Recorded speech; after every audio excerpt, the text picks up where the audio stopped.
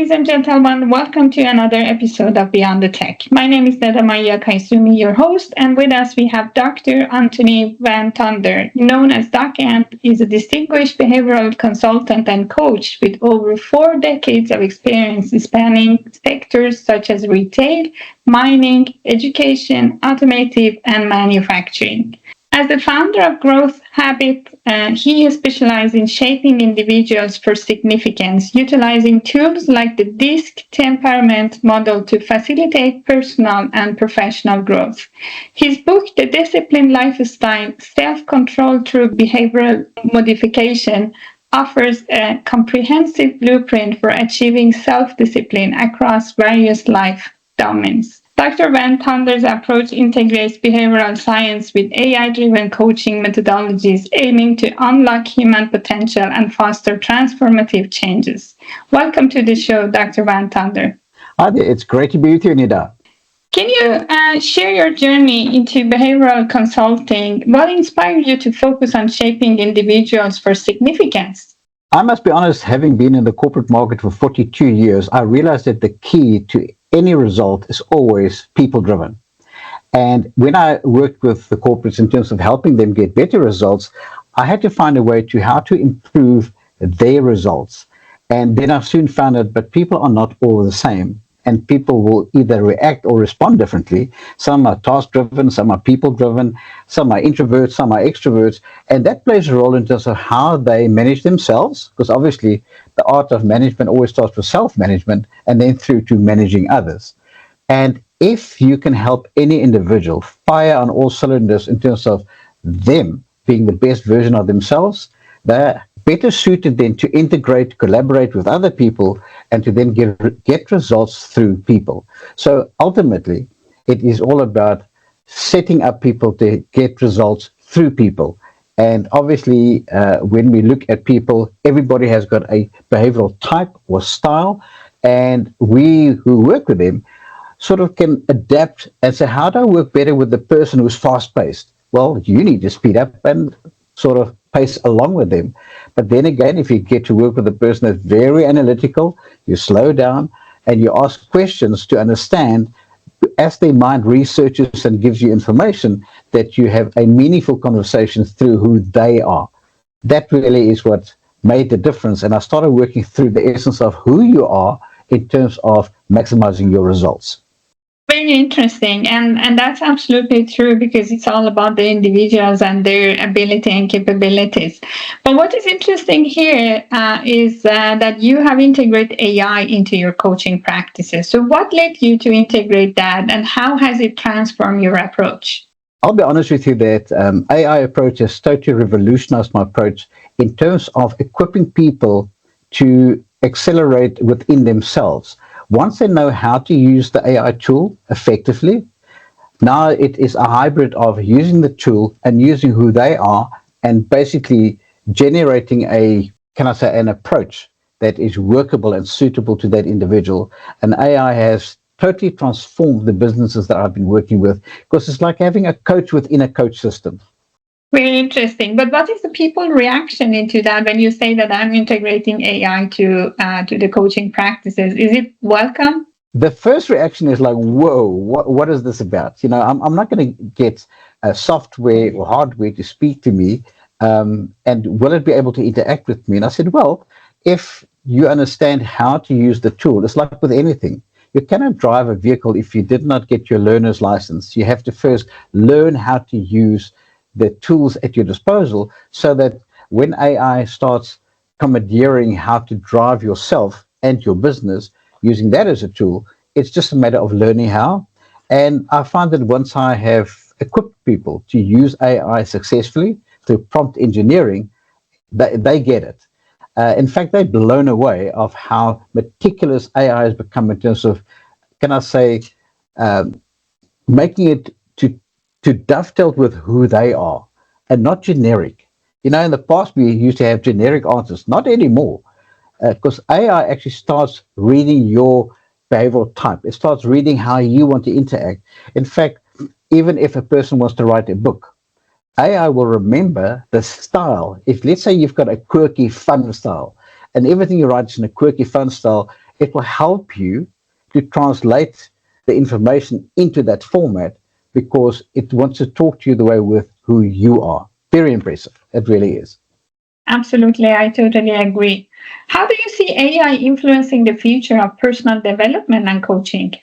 I think it is going to be impossible not to embrace AI because we have to understand that it is an interaction between the human element and what I call the artificial intelligence element. And as those two merge and become a component, you are going to have to integrate AI if you want to stay ahead of the rest of the people. You find that the younger generation who are more software directed and know how to use systems, it's more natural for them. Now, for people that are more senior of age like myself, now normally people my age are the company executives, the CEOs, the COOs, etc. And for the companies who want to get ahead, well, they don't have a choice. They have to learn how to embrace AI and then to merge that with the people side of things to get the better of the company. Absolutely, and for that particular reason of having different age of people who are going through coaching, do you see that there are some benefits and limitation when you do the AI driven coaching comparing to the traditional methods that you had before? Well, the limitation would be the person themselves. If the person believes that they do not need additional help, well, that makes them unteachable. And before we had AI, that was the kind of person that stagnated. The person that says, hold on, I'm ready to grow, I'm hungry to go to the next level, and they actually have a teachable spirit, well, they're the ones that always somehow get it and they move along faster. Now, with the integration of AI, for the person who's got the teachable spirit that says, I want to embrace it, I want to see how it can improve my results, and I want to see how it can accelerate my business, those are the people going forward. So the limitation is the person themselves, not trusting that we now have proven systems that are there to augment your business and to take you forward quicker. Interesting. And let's just speak on that personal limitation. What common challenges do you see when the clients want to embrace AI assisted behavioral change? So, what kind of common challenges come and go in your coaching sessions? Fear of change. People do not like to change because they have been doing things in a certain way for the past 10, 15 years. And now you have a suggestion, well, why don't you integrate AI as a possible solution? And the natural reaction is the fear of change. And people automatically reject what they do not understand. And I want to quote, that's my wife's statement, by the way. I'm borrowing that from her. People automatically reject what they do not understand. So in this case, if they don't understand how to integrate AI, they reject it. And that's their own limitation. Absolutely, I totally agree. I used to be that kind of person before, but I'm not anymore. I go through changes almost every day. Well, I know that you're speaking in a lot of conferences. How do you convey the importance of combining behavioral science with AI to diverse audiences? I personally believe that the art of demonstration is really the selling factor. And that is to say, look, we're talking about it, but talking about it doesn't make it happen. So let me rather show you an example of we now know who you are. So phase one is I determined to help the person understand their behavioral type, then how they would approach a business deal, for instance, or how to close the sale. We sell through who we are. Yes, there's sell techniques, but it always comes down to how you interpret those techniques and then deliver on those techniques. Now, with the AI being available, I teach them how to embrace through prompt engineering the portion that will actually add value to them, maybe in a way that they did not think. Like, for instance, a prompt engineering can be something like, if I now put this into the tool, you are a successful salesperson. You have had multiple awards of being the best salesperson and you know how to connect with people. Now, in front of you, you have a person who comes from an engineering background, a person who is meticulous, that wants to analyze everything and base their decisions on results. Kindly, can you ask me 10 questions that will guide me how to handle that person effectively in order to help them help themselves to run their business more effectively? That's an idea of a prompt. That's nice. And in this journey, have you ever noticed that people bring the kind of like being responsible AI and ethical issues? And I would like to understand if there has been any question, and if so, what was your perspective on responsible AI, particularly concerning ethical consideration in the coaching sessions? For me, we have to be real. If you did get assistance from, for instance, an AI tool like ChatGPT, I would believe to basically just rob the system and deploy and use it without saying that you had help from AI, you're actually unethical. Because why? You had help that you did not have before. The same way when we basically, before we had AI, we wrote a book and we would actually recognize several people say, I'd like to thank the following people for the input into my life, into the topic, and therefore you would list them and we'd name them and you would recognize them. I can tell you now, I've got 50 ebooks that is available, and they all say written with the assistance of AI, because AI has become my partner. In fact, it's become my extra business coach. I'm a coach. I coach people. But to find someone that will challenge me at my level, I've learned how to integrate AI as a coaching partner. And it will ask me questions that are not always easy to answer, but it makes me think and it takes me down a path, because the way of the future is finding the easiest way to get the information you require to move forward. And AI seems to be able to be available quicker than me having to make an appointment, having to see anybody else. However, you can never take out the human factor. So I find that although I teach people how to use AI, they still meet with me because, yes, we can talk about results that they have achieved, but they still are human and they need the human connection. That's why I said it will be a hybrid of artificial intelligence and people to make it work. Absolutely. And I really love that approach. People that are talking to me when they say that you're skeptic about the future because AI taking our job, I would always challenge them that you have to embrace it and that it gives you or it creates more opportunities. And I really love the way that you have embraced the AI opportunities here. Well, I'm not so much familiar with the South African AI maturity level. I don't know if people use it so much or not. But do you believe that regions like South Africa have competitive advantage in AI development due to fewer compliance? I don't know if you have heard about AI Act in Europe, but that actually creates a lot of barriers for corporates to be in compliance with that kind of regulation. So comparing South Africa to Europe, what is your view? Do you have competitive advantage there? I think that South Africa, being one of the countries with the highest entrepreneurials or entrepreneurs, is one of those countries that will try it first. In fact, in Europe, I find that when I speak to my clients in Germany, their initial reaction was, no, we don't need AI. I mean, how can a machine tell us what to do?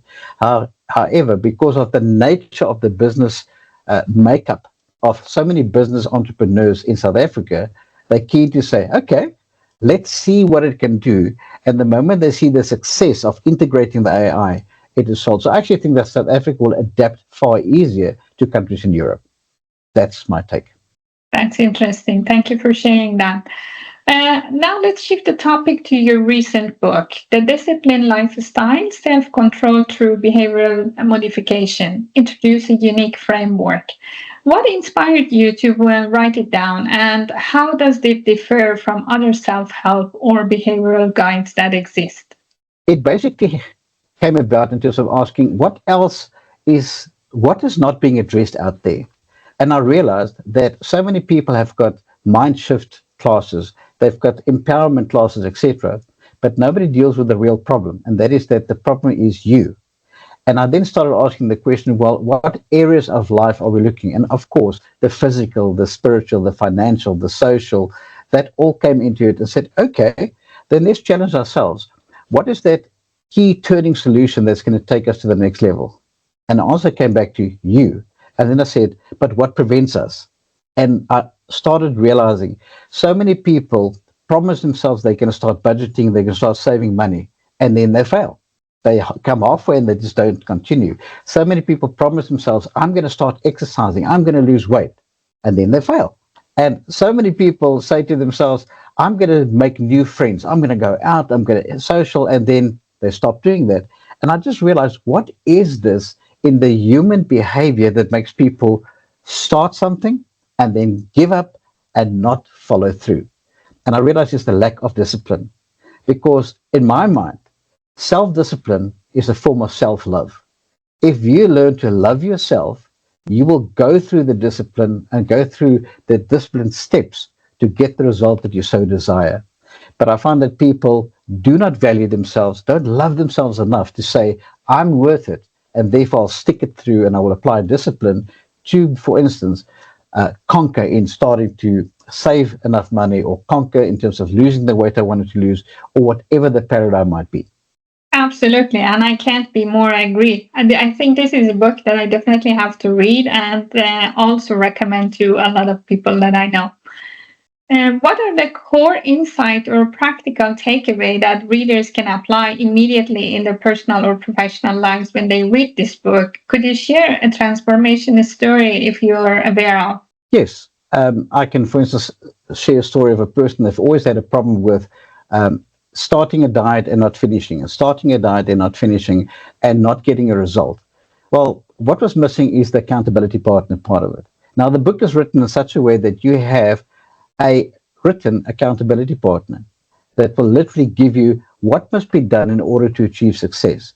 And then it will say to you, these are the following steps that you need to take.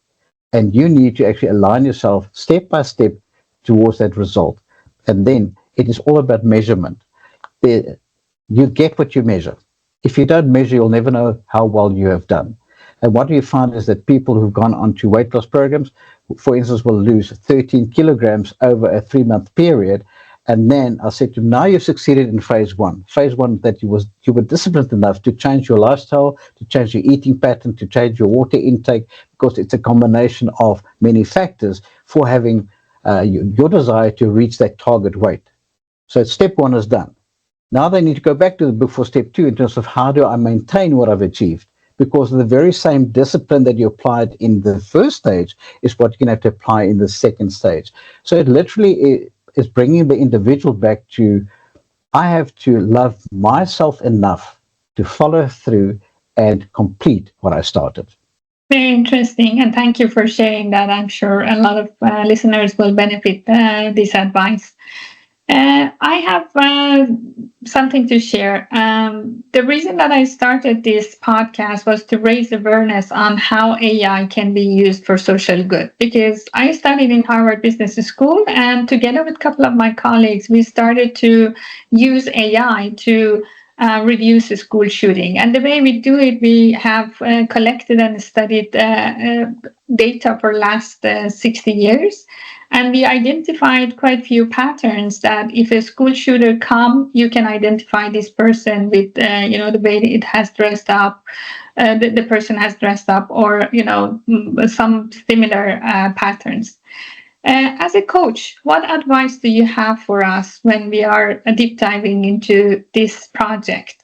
My advice would be for you to say, you know what you've done in the past. Ask yourself the question, did it work?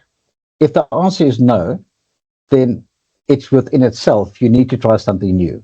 And therefore, my take would be, well, if what you've been doing has not been working, are you now ready to try a different approach? My recommendation would be, try the AI approach. Let us walk with you as we journey together and help us integrate AI into becoming a solution that you did not think of before. And in that way, as people engage, as they start seeing the results, there's no turning back. In fact, I can tell you that I've introduced as coach the AI platform to every single person that I'm coaching. And every single one has come back with a rave report of how it's taken them to a level that they have not been before. So my advice to you would be patient. And it's that first step to say, are you prepared to manage the change yourself? Are you prepared to consider using AI? And the moment they say, possibly, that's good enough for a start. That was nice. Thank you. Well, I have a favorite question in this show as I interview different people with different background. And with your background, if you had unlimited resources, what initiative would you undertake to advance the field of AI coaching? All I can say is that people need to realize that you have a new university online. It's called an online university called AI. And if there were unlimited funding, is to help people to have the hardware and the software to be able to access AI. Obviously, you need a computer, you need a cell phone, but I think it's so much easier. I mean, if you think about it, I grew up without having a cell phone. And when we were at the point where we saw a person in the street with a cell phone, was, I don't need one of those, please. But show me a person today who does not have a cell phone. In other words, the industry had to learn the hard way. The quicker you learn to embrace technology, the quicker you will actually get ahead. And all I can say to you is that if there was an unlimited resource of funding, it would be to encourage the next generation to become computer affair, to become affair with using their mobiles as what I call business online. This is a business tool that every single young person is going to be using in the future. And if you don't know how to leverage that, you'll fall behind and you will not be successful. Absolutely. That was nice to share. What does Beyond the Tech mean to you? And in the context of personal development and coaching, how do you see Beyond the Tech in your line? It brought awareness to me. Awareness to me in terms of that there is an institution out there that wants to make a difference. And it's my job to take that, put it into Google, and to see where it takes me. It then takes me to the next level of meeting people like you to say, explain to me how this can be a possible solution to the future. Because let's face it, every culture has got its own differences. Every culture's got its own approaches. Because what is culture? Culture is, it just says the way we do things. Now, you are going to get certain cultures that are not ready to embrace AI purely because they have not been exposed to it. I think that is what you can do. As you expose people and realize that some people will take a little bit of a while before they start engaging on the change process. But we do know change is for the better. It's one step backward to take two steps forward. And often that then sometimes you take two steps backwards, take one step forward. And so we start slowly getting ahead. Because like John Maxwell, one of the leadership gurus of the world says, everything rises and falls on leadership. Your company has taken a leadership role in making yourselves available and saying to the world, here we are. Help us lead you into the next generation. That was very insightful, I would say. Thank you so much. Well, Dr. Anthony, it has been a pleasure to have you in the show and very insightful interview. It's not every day that I interview coaches and especially those who use AI because I'm head of AI usually in my daily job, but this was extremely helpful conversation. I'm sure people will benefit this. Thank you for your insight and being with us today. It was an absolute pleasure and thank you for making a difference. The world needs you. Continue doing it. Thank you.